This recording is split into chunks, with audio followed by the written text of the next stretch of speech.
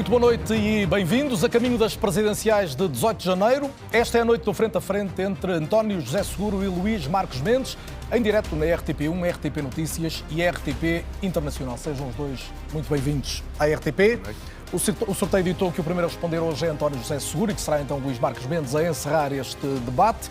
Comecemos por uma notícia do dia de hoje, a publicação pela revista Sábado de uma série de escutas da Operação Influencer que envolveram o então Primeiro-Ministro António Costa. O processo é conhecido, era controverso desde o início, até por ter feito cair o governo de então, e sabe-se agora que António Costa foi escutado cerca de 50 vezes, embora não fosse ele o alvo das escutas, e que muitas dessas interseções estão agora também na praça pública. António José Seguro, a pergunta é: que gravidade é que atribui ao que pode ter lido nas escutas e, sobretudo, ao facto de terem sido divulgadas?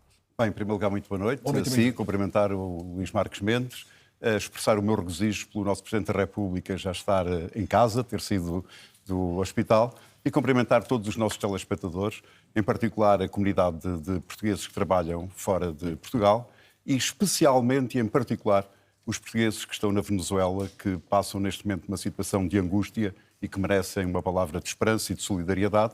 E eu espero que Portugal, a nossa diplomacia, em conjunto com a diplomacia da União Europeia, possam encontrar uma solução adequada e pacífica neste quadro e neste momento.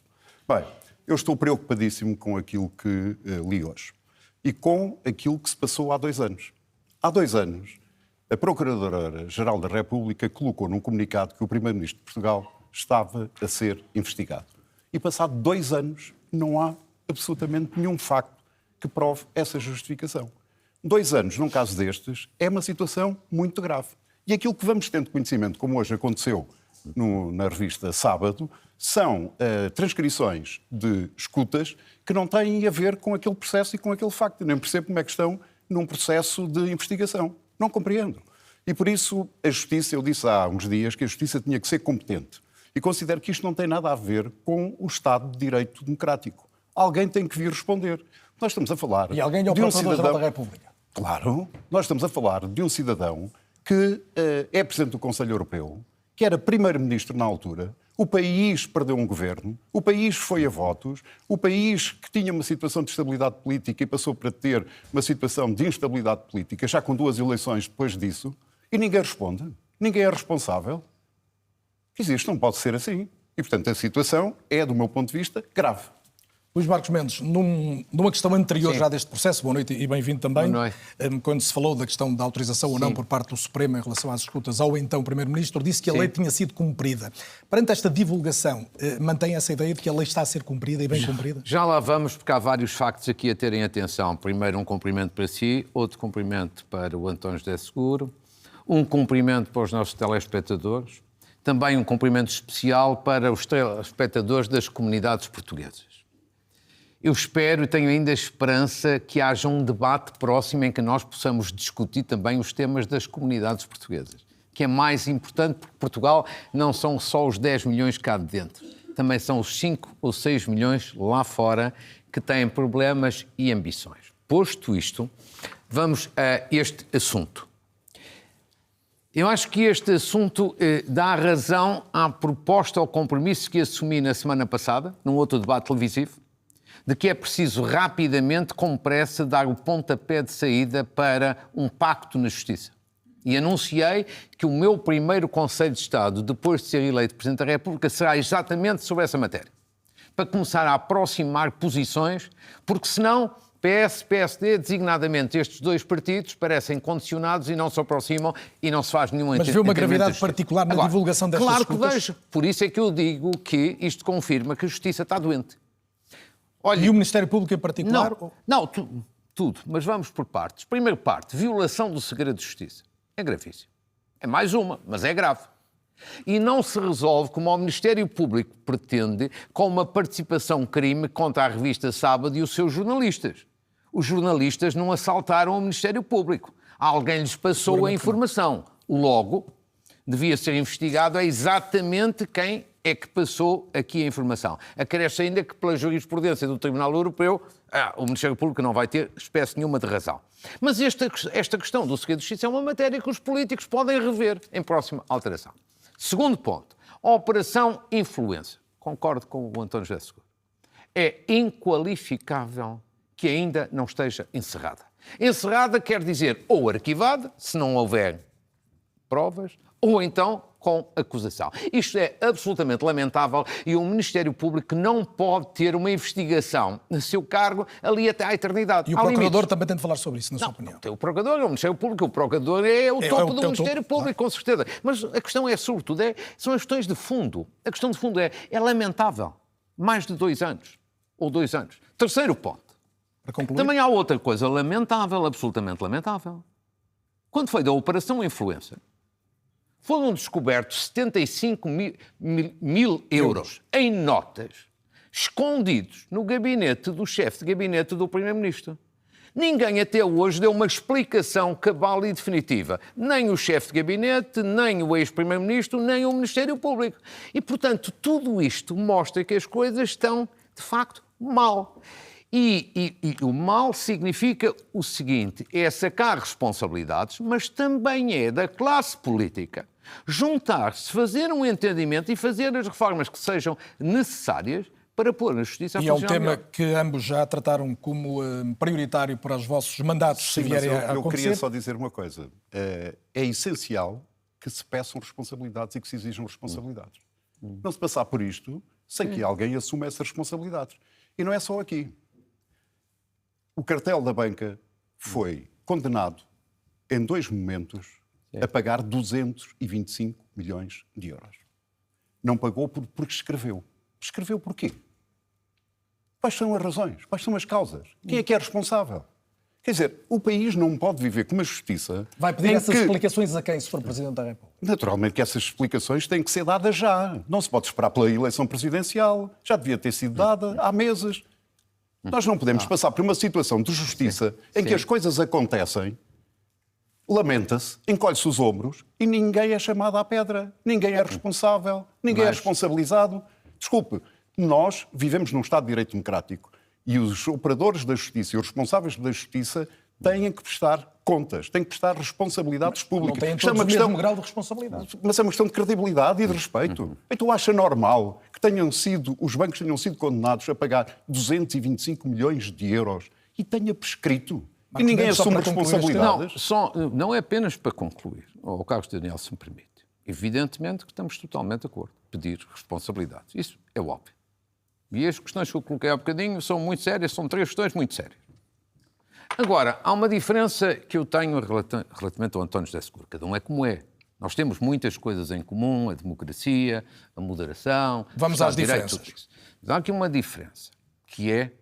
Eu sou mais interventivo. Eu gosto de ir mais à frente. Eu quero explicações, mas quero muito mais do que isso. Explicações acabamos todos em diagnósticos. Não, é preciso ir mais à frente. A justiça tem que ser reformada. Já devia ter sido. Usando uma expressão, desculpe, agora não tem nada de crítico, usando uma expressão sua de há uns anos, qual é a pressa? É exatamente isso. Eu acho que não é uma boa expressão. É assim, é verdade, há pressa. Já havia Mas por pressa. onde é que se começa, Luís Marcos Mendes? Começa-se, em primeiro lugar, num domínio como a justiça, começa-se num entendimento de caráter interpartidário. Não é possível de outra maneira. E parece-lhe fácil no contexto atual? Repare, não é fácil, mas alguma vez tem que acontecer. E é por isso, e eu acho que conheço bem esta matéria. Conheço muito bem esta matéria. E por isso vai avançar, já sabemos, e também conheço a classe política. Este tema. É assim, eu acho que nós precisamos de pedir explicações, mas precisamos, acima de tudo, de unir os partidos, definir quais são as prioridades. Eu já apontei na semana passada. E para equilibrar os tempos? Porquê? Porque nós não podemos ficar por generalidades. Está agora uma explicação? Não, temos que ir mais longe, porque os políticos têm uma enorme responsabilidade, que há anos falam da reforma da justiça, mas não a fazem. Não, eu quero dizer o seguinte, que é a culpa não pode morrer solteira. Claro. Para mim isso é um ponto crucial. Segundo, Luís Marcos Mendes diz que é muito interventivo. É membro do Conselho de Estado há 15 anos. Podia ter aconselhado os Presidentes da República a poderem agir e terem feito esse pacto na Justiça. Porquê é que não o fez? Terceiro, quando é que eu começava? Eu começava com uma reforma na área administrativa e na área fiscal. Eu estive no outro dia reunido com empresários. Um empresário de Leiria disse-me que está há 21 anos com um processo no Tribunal Fiscal. Isto é uma coisa inaceitável. Ou seja, nós temos vários problemas com a justiça. Uns têm mais visibilidade pública, mas outros têm consequências na vida das pessoas e na vida das empresas. E uma das limitações hoje a uma melhor economia, uma economia mais competitiva, é a lentidão com que os tribunais administrativos e os tribunais fiscais funcionam em Portugal. 21 anos é algo inaceitável. Era para aí que eu começava. Sim. Vamos lá ver. Não podemos estender muito mais, temos outros temas. Eu elenquei 4 prioridades. Mas nenhuma destas lá estava. Não, está lá, está. Peço imensa desculpa, não esteve então atento. Não esteve então atento porque eu falei de morosidade da justiça, primeira prioridade, no domínio criminal e na justiça económica, que é essa, tribunais administrativos e fiscais. Foi a primeira prioridade. Segundo, manobras dilatórias, que é aquilo que José Sócrates pode dar a vida a fazer e que a lei permite e, portanto, a culpa é dos políticos que não alteram a lei e não a reforma. Terceiro, porque temos uma justiça para ricos e para pobres, que é uma justiça caríssima, que é uma coisa que quase ninguém fala. E depois disse que é preciso ir ao Ministério Público, porque há coisas que não podem continuar a acontecer. Portanto, há aqui um ponto, e já agora, por causa desta matéria, isto não podem ser meras generalidades. Por exemplo, a questão das escutas. Há muito boa gente. Eu acho que há escutas a mais em Portugal. E acho que essa prática é má. Mas também não caio na tentação de alguns de acabar com as escutas ou de reduzir drasticamente as escutas. Porque a existência das escutas é um meio complementar de investigação, não pode ser um meio principal, mas se não houvesse escutas, José Sócrates não teria a investigação que teve. Armando Vara não teria a condenação que teve. As escutas são importantíssimas também para uma coisa muito importante que é combate à corrupção. Combate à corrupção, ao Carlos Daniel, não é bater com a mão no peito e dizer sou muito a favor do combate à corrupção. Não. É preciso reforçar os meios dentro do que é correto para um combate eficaz à corrupção. A corrupção também é uma prioridade sua. Já agora, António José Seguro... Claro que é uma prioridade minha, a corrupção, e a lei tem que ser aplicada para todos. Quer dizer, não há uma lei para uns e uma lei para outros. Claro. Tem que ser aplicada para todos. Isso, portanto, seja ex-primeiro-ministro, seja um cidadão vulgar, um cidadão normal. O combate à corrupção tem que ser uma prioridade do Estado de Direito. Isso é uma coisa, para mim, claríssima. E não tem sido? Aliás, vamos lá ver. Eu julgo que se devia ter avançado mais em determinadas áreas que pudessem ter alguma ação preventiva em matéria de combate à corrupção. Eu recordo-me, quando houve os processos de privatização, penso que o Soutor fez parte como consultor de algumas dessas empresas que estiveram na privatização, que eu defendia que houvesse planos anticorrupção associados a cada processo de privatização, designadamente na TAP. Na altura, o governo do Dr. Marcos Mendes fez orelhas mocas. Ora, isso poderia ter sido útil para prevenir algumas situações que parece que neste momento estão em investigação. Muito bem, vamos a uma matéria... Eu peço imensa desculpa. Primeiro... Vai ter outra oportunidade para falar e pode sempre retomar algum tema. Não, mas peço imensa desculpa. Não tenho que pedir desculpa. Relativamente à questão da TAP, nem consigo perceber. Eu não tive em nenhum governo com a privatização da TAP. O governo de Passos Coelho é que fez a privatização da TAP. Eu não fui membro desse governo. Está bem, o governo do seu partido. Não, mas peço imensa desculpa, não é a mesma coisa. Não, mas não é a mesma coisa. O que você disse, o seu governo. Não. Primeiro, eu nunca fui chefe de governo, mas se no governo que fez a privatização da TAP, o governo era de Passos Coelho e não era o meu governo. Portanto, vamos ser claros. O seu partido. Sim, mas agora fez bem em corrigir, mas essa insinuação... Está colocada à nota. Essa insinuação não lhe fica bem. Ficou claro que António José Seguro estava a falar então do governo Passos Coelho, que Marcos Mendes não integrou. António José Seguro recuperou há 2 dias, aqui no debate onde eu estive, também a tese dos ovos e do cesto, em relação à possibilidade de haver demasiado poder colocado sobre uma área do espaço político, a área de direita e do centro-direita. Marcos Mendes ser eleito Presidente da República representa algum tipo de perigo para o país neste sentido? Bem, não é o perigo da eleição de Luís Marcos Mendes, é o desequilíbrio do sistema político. Neste momento há um desequilíbrio completo da direita, que tem neste momento a maioria das juntas de freguesia, das câmaras municipais, o Governo Regional da Madeira, o Governo Regional dos Açores, a maioria no Parlamento, o Primeiro-Ministro, e, portanto, há um desequilíbrio do sistema. E o país tem a ganhar se o sistema político estiver equilibrado, e por isso eu considero que, nestas eleições presidenciais, o país tem a ganhar com o equilíbrio do sistema e tendo, no meu caso concreto, como Presidente da República. Marcos Mendes tem invocado muitas vezes que será um Presidente independente. Acredita que pode ser um Presidente independente? Vamos lá ver. A independência é algo que todos nós nos pautamos quando agimos como presidentes da República. A questão não é a independência. A questão é saber se o país ganha ou não em ter um Presidente da República com uma sensibilidade mais social, com que vem uma origem política e ideológica distinta, porque o centro-direita, que pertence a Luís Marques Mendes, não é o centro-esquerda a que eu pertenço, e, portanto, o país precisa de ter alguém que equilibre e que, sobretudo, também faça com que os portugueses, e uma parte dos portugueses, se sinta representada, neste caso, como Presidente da República. Deixe-me colocar mais esta pergunta e Marcos Mendes responderá a seguir. O seu adversário tem invocado Mas muitas já vou vezes... na segunda, terceira pergunta, não é? Que Mas está com menos tempo, curiosamente. Também bem. estou a tentar equilibrar os tempos, que é outra das minhas missões. O seu adversário neste debate e nesta contenda eleitoral tem dito muitas vezes que a forma como comentou a atualidade ao longo da última década é a prova dessa independência. Concorda? Bem, eu não segui a maior parte das intervenções que Luís Marques Mendes fazia como comentador, mas há uma diferença entre comentar a atualidade, fazer a análise e transformar um país. E aquilo que eu me proponho como Presidente da República é precisamente ajudar a transformar o país. Já viu, Carlos Daniel, se nós tivéssemos o melhor governo do mundo, se corresse tudo bem, daqui a 5 ou 10 anos onde é que o país estava? Ninguém responde. E ninguém responde porque não há um propósito, não há um desígnio. Ora, nós precisamos ter esse propósito, precisamos ter esse desígnio e precisamos ter uma estratégia, precisamos ter um caminho. Nós precisamos ter um Presidente da República para os novos tempos e não para os velhos tempos. É por isso que eu me proponho e considero estar em melhores condições de ser Presidente da República. Marcos Mendes, o senhor já tem dito que quem vai para Belém, se for eleito, é o senhor e não é o PSD, mas é evidente que vai com o apoio do PSD e também do CDS. Como é que consegue garantir ao eleitorado que não será o Presidente do Bloco à direita? Porque, evidentemente, que a independência não tem a ver com a pertença a um partido.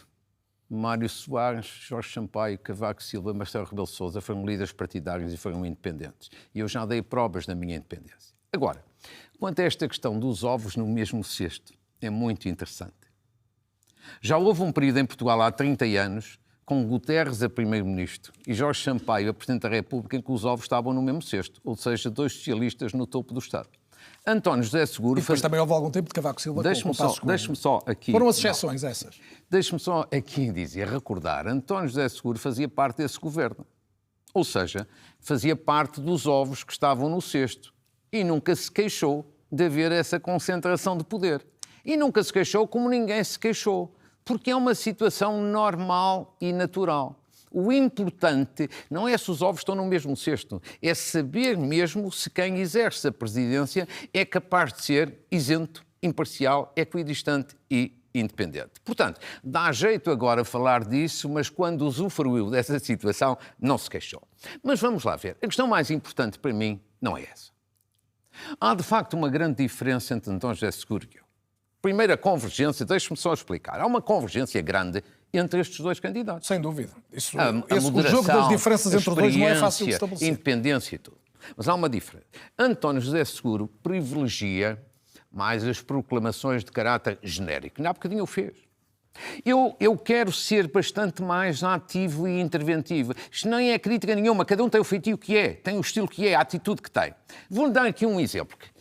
Eu quero avançar no domínio social. Presidente da República, eu acho que tem que ser alguém com uma fortíssima sensibilidade social e capaz de exercer a sua magistratura de influência nesse sentido. E vou dar aqui 3 exemplos concretos, que é para não ser generalidade, são coisas concretas. Por exemplo, combate à pobreza. É uma situação terrível que temos em Portugal. Como diz o professor Carlos Farinha Rodrigues, que é um grande especialista nesta matéria, o problema da pobreza enorme que temos não é só um problema dos pobres, é de toda a sociedade. E por isso eu vou instituir um fórum anual de combate à pobreza, agregando governo, partidos e instituições sociais e mobilizando mais apoios para esse objetivo. São coisas concretas. E está convencido que vai ter sucesso. Não tem sido fácil juntar muitas vezes forças políticas diferentes. Já é a segunda vez que vamos fazer essa convicção. Mas aqui até de natureza diferente. Segundo exemplo, vistos gold. É uma matéria muito polémica. Não vou entrar na polémica se devem manter, se devem acabar. O governo de António Costa limitou. Só há vistos gold no domínio da cultura, ciência e investigação. Muito bem, nada a opor. Mas eu acho que tem que ser alargado também a investimentos sociais. Lares de terceira idade. Carlos Daniel, você sabe isso muito bem, como todos nós sabemos. Falta de lares aqui na Grande Lisboa, no Grande Porto, o terceiro em ponto? Setúbal. Tem que ser rápido? Não. Ou seja, quero recomendar ao Governo e aos partidos que reformulem esta matéria no sentido também das questões sociais que estão aqui. E, finalmente, a terceira tem que ser mesmo a minha Casa Civil terá menos assessores políticos e mais assessores sociais. É um sinal forte que quero dar maior sensibilidade social. O que distingue de Marcos Mendes? É ser menos interventivo? Peço imensa desculpa, temos que ir aqui a estes temas. Em primeiro lugar, mas começou por isso. Luís Marcos Mendes começou por dizer que era diferente e que era mais interventivo. Luís Marcos Mendes diz, bem, já houve uma situação em que, aliás, houve duas, também houve Cavaco Silva e Passos Coelho, houve duas situações. Só que os tempos eram diferentes, Luís Marcos Mendes. Claro. E sabe porquê é que são diferentes? Porque nessa altura não podia haver uma revisão constitucional sem os votos do PSD. E hoje, goste-se ou não, pode haver uma revisão constitucional sem que o Partido Socialista precise dos votos, sem que sejam necessários os votos do Partido Socialista. Isto faz toda a diferença. Mas há outra. O país e o Parlamento estão fragmentados. E há uma nova realidade, um partido, que é o Chega, que na altura não existia. E se reparar, em duas leis essenciais, como a Lei de Estrangeiros e a Lei da Nacionalidade, com quem é que o governo do seu partido fez acordo? Precisamente com o Chega. Ora, em duas matérias que são estruturantes para o nosso chão comum, para a nossa democracia, para a nossa maneira de viver e de ser, a escolha foi precisamente com a direita. Ora, o que é que nós precisamos? Nós precisamos de ter um equilíbrio no sistema e daí eu considerar que a pessoa que está em melhores condições de um outro campo político para exercer essas funções de Presidente da República com moderação, com agregação, com respeito, sou eu. Segundo, a questão das generalidades. Dr. Luís Marcos Mendes, quando eu apresento uma proposta de uma aliança de todos os partidos para que se crie um verdadeiro pacto para a saúde, eu estou a falar de coisas concretas. Eu estou a falar do acesso dos portugueses a tempo e horas a cuidados de saúde. Eu estou a falar de uma organização e de uma gestão que permita que os recursos que estão no Serviço Nacional de Saúde sirvam verdadeiramente para promover esse acesso. Eu estou a falar em situações concretas que promovam o acesso a consultas e que os portugueses não tenham que esperar semanas ou meses por uma consulta. Não tenham que esperar meses ou anos por uma intervenção cirúrgica. São os governos, não tem que estar, durante o fim de semana, a ver quais são as urgências que estão abertas quando precisa rapidamente de um médico ou de um tratamento de uma urgência. Qual é o maior problema Estamos a falar de coisas concretas e muito reais. Segundo, sobre esta questão da pobreza. Eu não vou esperar, nem vou fazer nenhum fórum. Na primeira reunião que eu tiver com o Primeiro-Ministro, às quintas-feiras, esse vai ser um dos temas que está nas minhas prioridades. E sabe porquê? Porque nós, ao ritmo que temos vindo a diminuir a pobreza no nosso país, nós precisamos de um século para eliminar. Um século. Isto é chocante e é um cancro social enorme. Nós precisamos de inverter esta situação. Da mesma forma, Luís Marcos Mendes, que hoje a maioria dos pobres, ou uma grande parte, são filhos de pais pobres e netos de avós pobres. Quer dizer que os elevadores sociais não estão a funcionar. Temos que fazer muito, mas eu não vou esperar meses para pôr um fórum em pé. De colocar muitas vou tratar desse mas assunto tenho na dois primeira temas, reunião, tenho dois temas com o que Primeiro-Ministro. fatalmente querem trazer ao debate. Não sei se quer uma réplica, tem que ser curta. Não. Estamos equilibrados em termos de tempo Estamos agora. de acordo. Se o António José Seguro subscreve a minha ideia de um combate reforçado à pobreza, estamos de acordo. Agora, evidentemente que eu tenho uma vontade de ser muito mais proativo. E tem a ver com outras áreas. Sei lá, eu já assumi o compromisso de colocar um jovem no Conselho de Estado. Disse-se, não tem importância. Tem, nunca na vida isso aconteceu.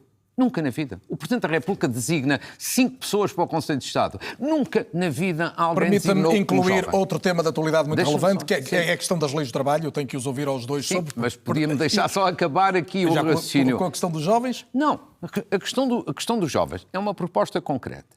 Presidências abertas nas comunidades é uma proposta concreta. Mais uma matéria que eu gostaria de tratar. Como é que se vai abordar? Há uma diferença também entre nós. Como é que se vai abordar? Relativamente ao Chega. Se o Chega vamos a um essa dia, questão. se o Chega Luís um Marcos dia Mendes, ganhar eleições, vamos a essa questão, vamos abordar, e era uma das questões que eu tinha, mas vou-lhes pedir respostas muito concretas. Sim, claro, e diretas, porque senão não vamos ter tempo. Eu queria falar das leis do trabalho e ainda da Europa e da segurança da Europa. Creio que são 2 temas obrigatórios para ouvir duas pessoas com legítimas ambições a serem presidentes do país. Em relação ao Chega, já colocou essa questão. Num contexto, sendo eleito um dos senhores, irá absolutamente ter que avaliar o resultado de umas eleições legislativas, mesmo que a legislatura se cumpra normalmente e até ao fim. Se o Chega a ganhar essas eleições ou integrar uma solução de governo, o senhor dará posse a essa solução? Não, se o Chega a ganhar as eleições, nisto estamos de acordo, António José Seguro e eu. Já ambos dissemos a mesma coisa. Ou seja, se o Chega a ganhar as eleições, foi a decisão dos eleitores, a Constituição manda que seja indigitado o líder do Chega para primeiro. Está indigitado. Qual é a diferença que temos? E, uma vez mais, é o ser mais proativo ou menos proativo. É a grande diferença. Que é assim, eu já disse, e posso explicar de uma forma muito sintética, que é assim. O Chega é um partido que passa a vida a ter ideias, propostas de caráter inconstitucional. Pena de morte, por exemplo. Prisão perpétua, então, insiste permanentemente. São 2 matérias que são impossíveis de concretizar pela Constituição, são inconstitucionais. Não é uma questão de fazer uma lei mais assim ou mais assado, não pode sequer ser legislado nessas matérias. E por isso, se o programa eleitoral do Chega tiver inconstitucionalidades como estas, podem ser outras, eu não indigitarei o líder do Chega, primeiro-ministro, nem lhe darei posse, enquanto não tiver garantias por escrito de que o seu programa será limpo nesta parte das inconstitucionalidades e que a Constituição será totalmente cumprida. Quer deixar a sua posição sobre se o Chega deve indicar alguém para o Supremo Tribunal de Justiça? Não, essa parte não me diz respeito. Deixe-me terminar. Não confunda os planos, porque é uma coisa completamente diferente. É que eu sou o único candidato que tem esta questão e devo dizer o seguinte, e porquê? Primeiro, porque matérias desta natureza não é possível fazer uma lei mais assim ou mais assado. Portanto, não é dizer, deixe mais tarde para o Tribunal Constitucional. Não. Segundo ponto, não é o absurdo completo. A degradação da democracia que seria dar posse a um primeiro-ministro que no dia seguinte apresenta um programa de governo com medidas grosseiramente inconstitucionais. Já foi claro nos Marcos Mendes, deixe-me ouvir o António José Seguro. O Presidente da República é o garante do cumprimento da Constituição. Neste contexto, quer de uma vitória eleitoral do Chega, quer de um programa de governo que tenha inconstitucionalidades, o seu olhar é diferente de Marcos Mendes? Não, para mim é muito claro. Não há governos contra a Constituição. A minha primeira lealdade é à Constituição da República Portuguesa. E, portanto, já fui claro sobre isso. Bem, Luís Marcos Mendes, vou-lhe pedir que possa ser o mais sintético possível, porque leva vantagem no tempo. O seu adversário, António José Seguro, disse aqui há 2 dias que, nesta altura, pelo que conhece do anteprojeto, ainda em discussão sobre a alteração às leis laborais, que teria uma inclinação a vetar. O senhor percebe este ponto de vista? Não. Quer dizer, não percebo. E não me parece que o Dr. António José Seguro tivesse dito exatamente isso, mas ele corrigirá. Isso estou a citar, posso ir buscar a frase, foi comigo aqui. Muito bem. Eu tenho ouvido dizer... Vou citar, neste momento teria uma clara inclinação para não aceitar a proposta. Muito bem. Eu tenho a seguinte opinião sobre essa matéria. Primeiro ponto é sim. Toda a gente pede sempre reformas. E quando as reformas começam a ser feitas, há que dar ao rei que não é o momento, não é a oportunidade, não se deve fazer reformas. Eu não tenho esse ponto de vista. Segundo lugar, um Presidente da República só se pronuncia sobre se veta, promulga ou envia ao Tribunal Constitucional quando lhe chega o texto definitivo da lei. Terceiro lugar, tenho suficiente experiência para saber que o documento que aí existe neste momento não será nada parecido com o documento final, porque a negociação que vai ocorrer vai levar a profundas mexidas. António José Seguro, começava por este ponto, um dos citados agora por Marcos Mendes, de que só quando chegar a Belém o documento é que se deve pronunciar. Já ouvi falar mais ou menos nesses termos, mas não havia nesta altura, por exemplo, um Presidente da República não teria neste momento uma oportunidade de incentivar o diálogo e de evitar uma greve geral e um desentendimento? Vamos lá ver. Aquilo que eu considero é que o Presidente da República não se deve pronunciar enquanto estão a decorrer os processos de negociação. Já disse isso e considero que o tempo do Presidente é quando o decreto chega a Belém. Mas também já disse, dada a sensibilidade desta questão, o seguinte, que tenho uma tendência no sentido de ter uma leitura negativa se o decreto chegar a Belém nos termos em que neste momento são conhecidos. Tenho essa tendência e ponderei verdadeiramente esta palavra. E porquê? Em primeiro lugar, Luís Marcos Mendes fala numa reforma. Mas porquê é esta reforma? E não é a reforma que permite que haja maior competitividade da nossa economia, maior produtividade das nossas empresas, combate à desigualdade salarial entre homens e mulheres e incentivos à fixação de jovens no nosso país. Porque é que não é essa a prioridade? Aliás, eu não compreendo como é que de um momento para o outro esta iniciativa é tomada pelo Governo. Não fazia parte da proposta eleitoral. Se fosse uma reforma importante, então o PSD devia ter apresentado isso aos portugueses com clareza, com transparência, e não o fez.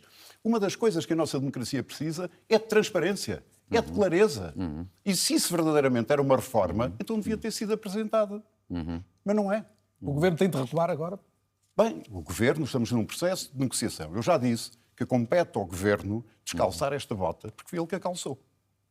Marcos Mendes, sinteticamente, sinteticamente, porque está com vantagem de tempo, sinteticamente... Não era vai. preciso mexer nas leis laborais neste sentido? Não, eu insisto neste ponto. Não sei porque é que não se pode fazer uma reforma desta natureza. Tudo está a mudar também neste domínio.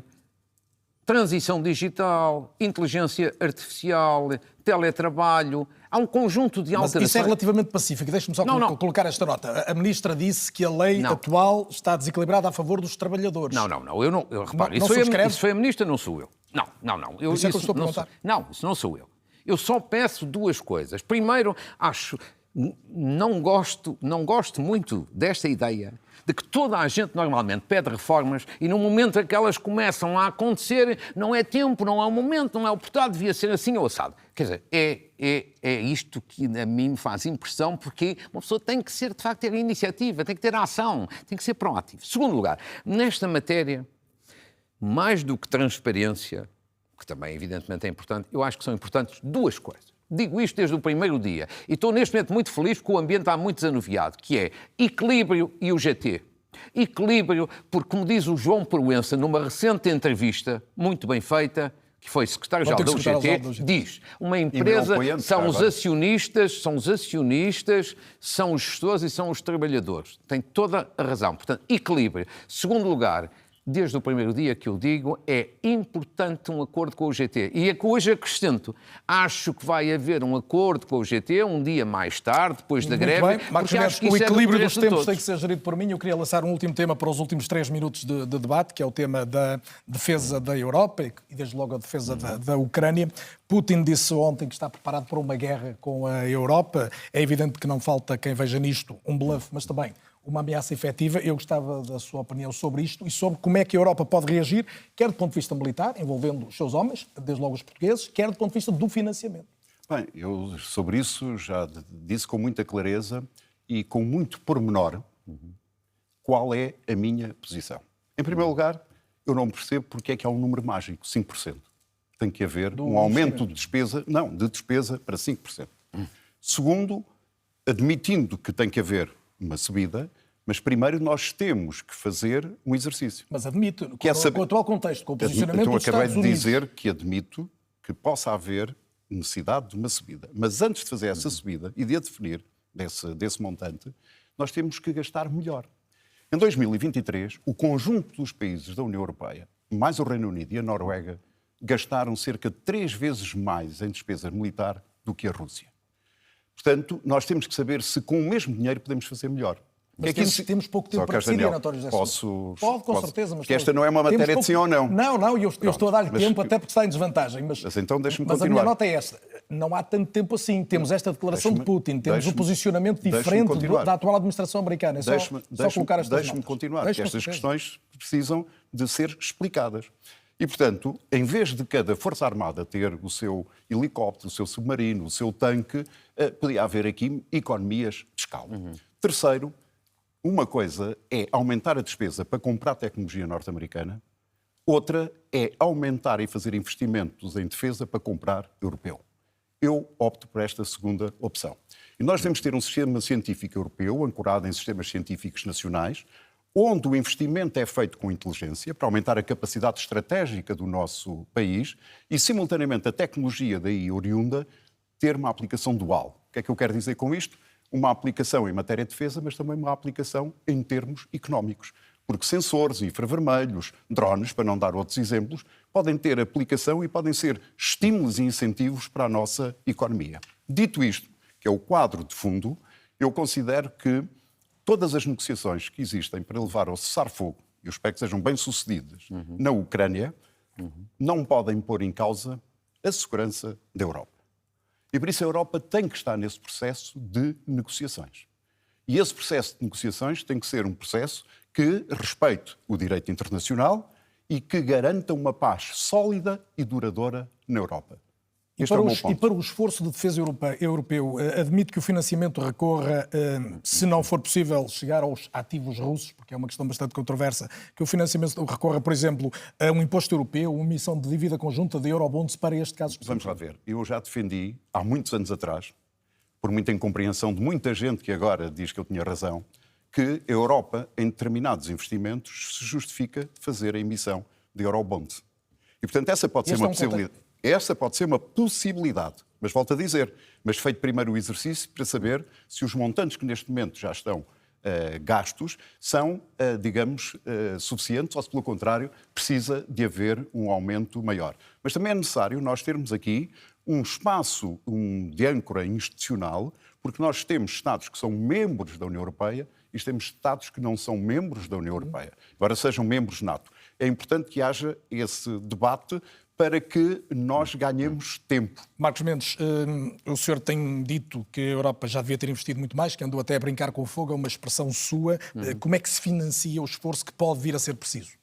Vai ser de forma gradual, evidentemente, com os orçamentos de Estado e com próprios fundos europeus. Agora, no essencial, nós estamos de acordo numa matéria desta natureza. Mal seria se não estivéssemos.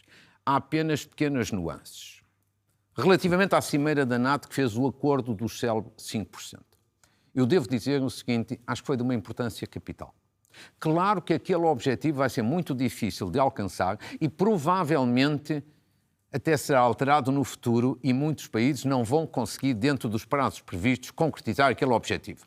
Como aconteceu com a Cimeira de Gales, em que os célebres 2% também não foram alcançados. Mas o ponto estratégico que a gente tem que ter, estratégia política, é esta. Se não tivesse havido um acordo na Cimeira da NATO, o que estava a discutir-se hoje era o princípio do fim da NATO, era a implosão da NATO. Só o Sr. Putin é que esfregava as mãos de contente. E por isso acho que houve visão estratégica para, mesmo que haver um objetivo exigente, haver um acordo. Eu gostava, eu tinha o objetivo de colocar muito mais perguntas, mas estamos mesmo no limite do nosso tempo. Só concluindo, mesmo é muito rápido. Como agora era muito importante haver um acordo na Ucrânia, acho que já esteve mais longe, sobretudo um acordo que garanta duas outras coisas essenciais. Mas já não temos tempo para duas outras coisas. Não, mas é 10 segundos. A segurança da Ucrânia, a segurança da União Europeia e condições para que a Ucrânia entre tão rápido quanto possível na União Europeia. António José Seguro, foi um gosto tê-los esta noite, muito boa noite na RTP. Foi um prazer. Os debates, quando são ricos, correm depressa. A RTP vai manter-se, obviamente, por dentro desta caminhada noticiosa rumo às presidenciais de 2026, do dia 18 de janeiro. Muito obrigado pela preferência. Estivemos em direto na RTP1, RTP Notícias e RTP Internacional. Na RTP Notícias já a seguir todo o rescaldo e os comentários a este debate. Até já.